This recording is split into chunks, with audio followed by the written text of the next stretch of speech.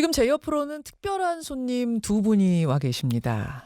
얼마 전에 제주 4.3 평화상 수상자로 베트남인 2명이 선정이 됐는데요. 베트남 전 당시 한국군 일부는 민간인 학살에 참여했다는 사실은 아마 다들 잘 아실 거예요.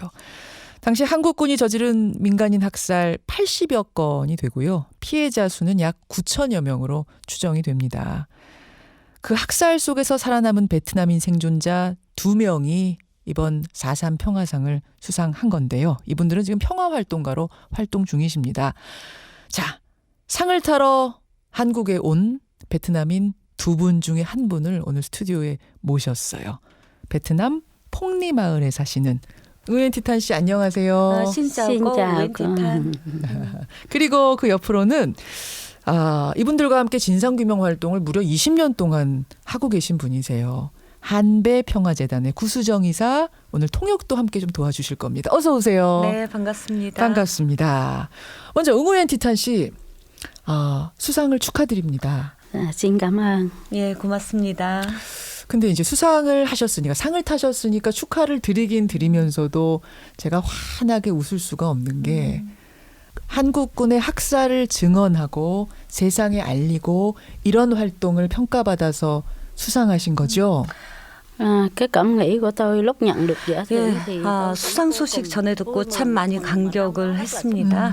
더구나 그랬던 것은 제가 작년에 제주를 방문했었습니다. 증언을 하러 오셨던 예, 거죠? 그렇죠. 예. 작년에 시민평화법정 끝나고 제주 4.3 생존자분들을 제가 직접 만나기도 했습니다.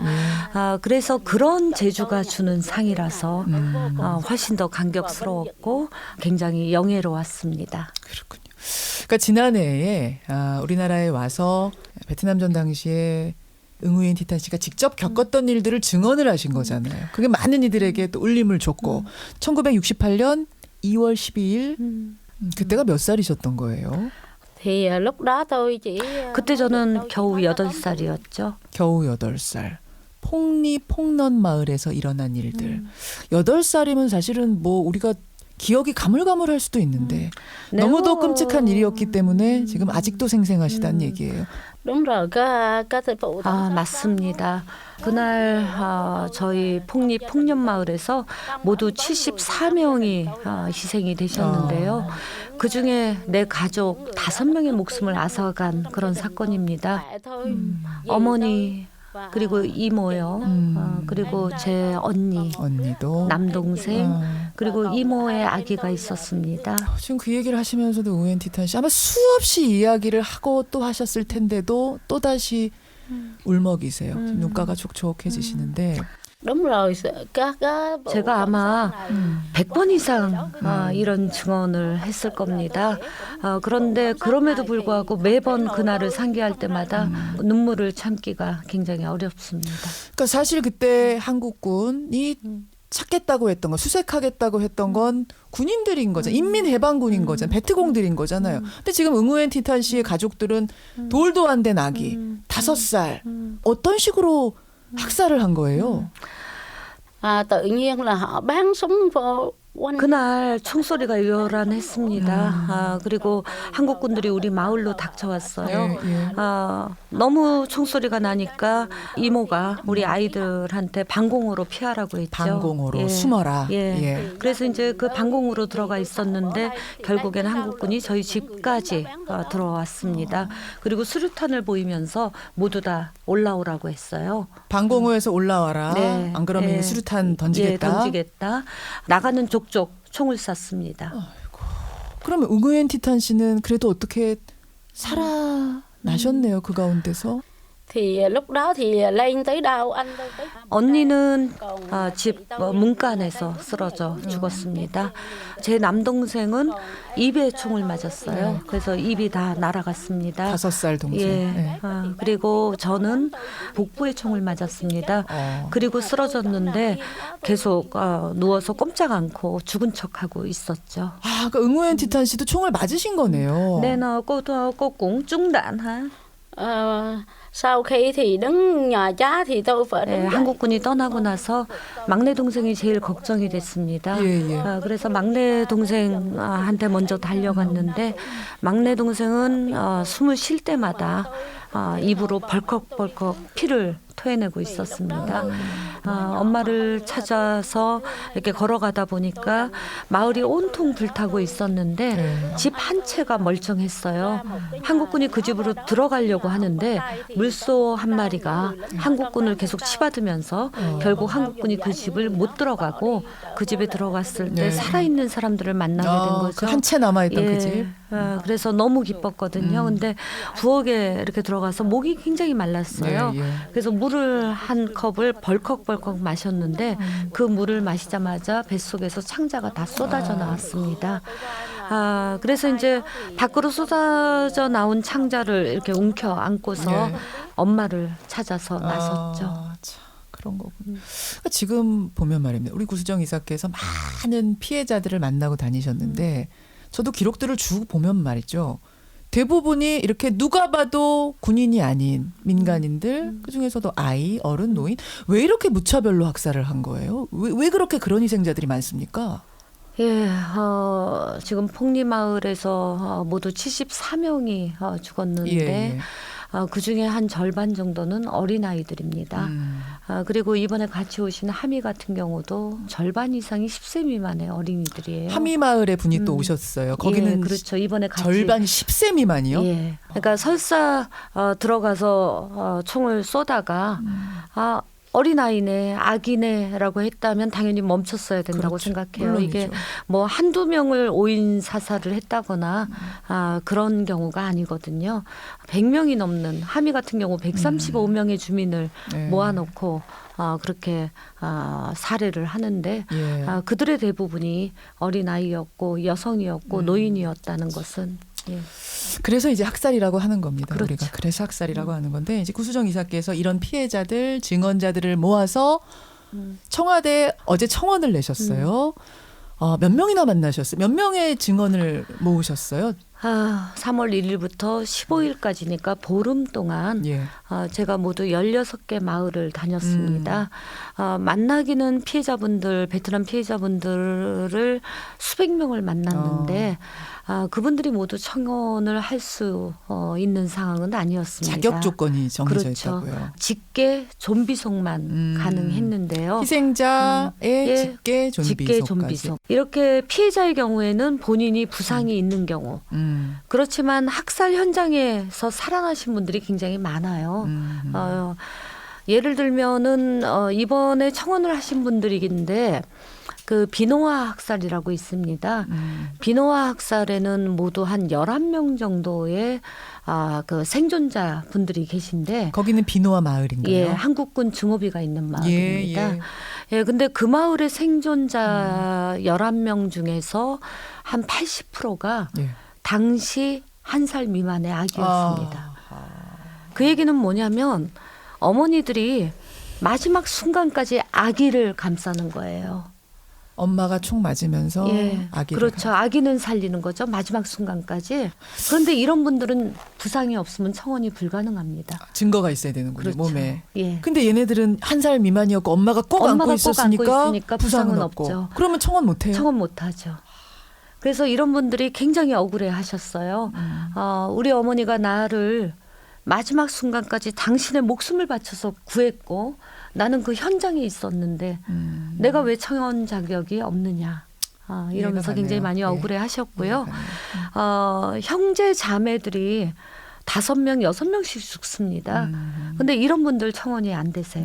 직계 좀비속이 아니니까. 때문에. 그래서 그분들 중에서 청원이 가능하셨던 분이 모두 103분. 103명. 103분의 청원을 모아서 청와대에다 청원을 넣으신 겁니다. 그분들 중에는요. 나는 청원에 참여 안 하겠어 이런 분도 계셨다면서요. 그건 왜 그렇습니까?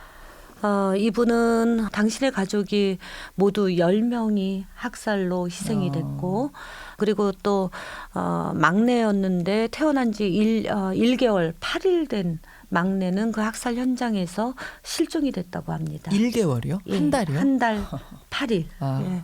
그래서 이제 당신의 이 가족의 이야기를 들려주시면서 머리를 막 부딪히면서 가슴을 치시면서 굉장히 많이 우셨어요. 그런데 네. 왜 사과 배상을 요구하는 청원에는 이름을 안 넣겠다? 왜? 네. 제가 청원서를 딱 들이밀었을 때 뭐라고 말씀하셨냐면 나는 한국 정부에 구걸하고 싶지 않다. 한국 정부가 스스로 알아서 할 일이다. 이렇게 말씀을 하셨고요. 청원의 의미가 좀 그런 의미가 있죠. 저희는 이제 요구를 하는 건데 이분은 그렇게 말씀을 하셨습니다. 알겠습니다. 그렇게 해서 모아진 사연들 청원자들을 모아서 103명. 네. 103명. 구수정 이사께서 20년 동안 많은 분들의 사연을 들으면서 제일 기억에 남았던 사연은 어떤 건가요?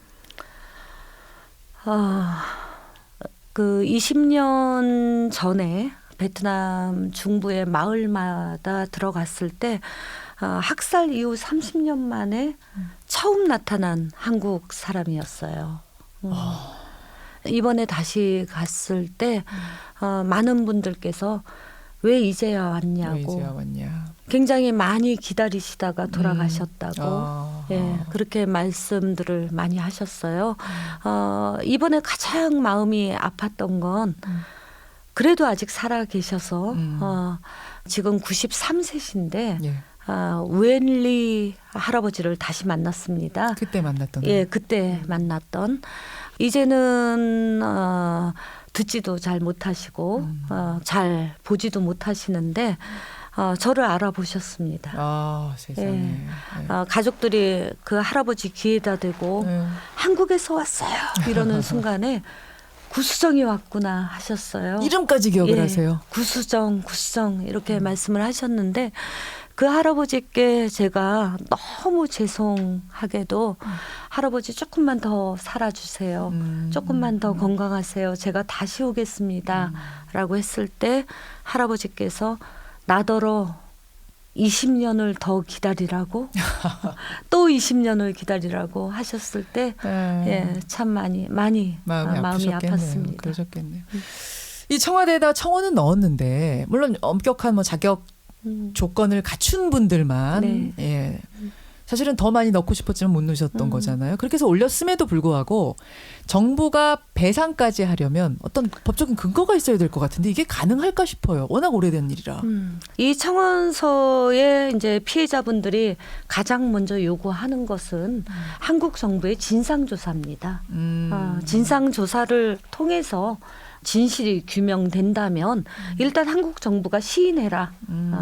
그 사실 인정과 동시에 당연히 한국 정부의 공식 사과가 있어야겠죠. 배상은 그 이후의 문제죠.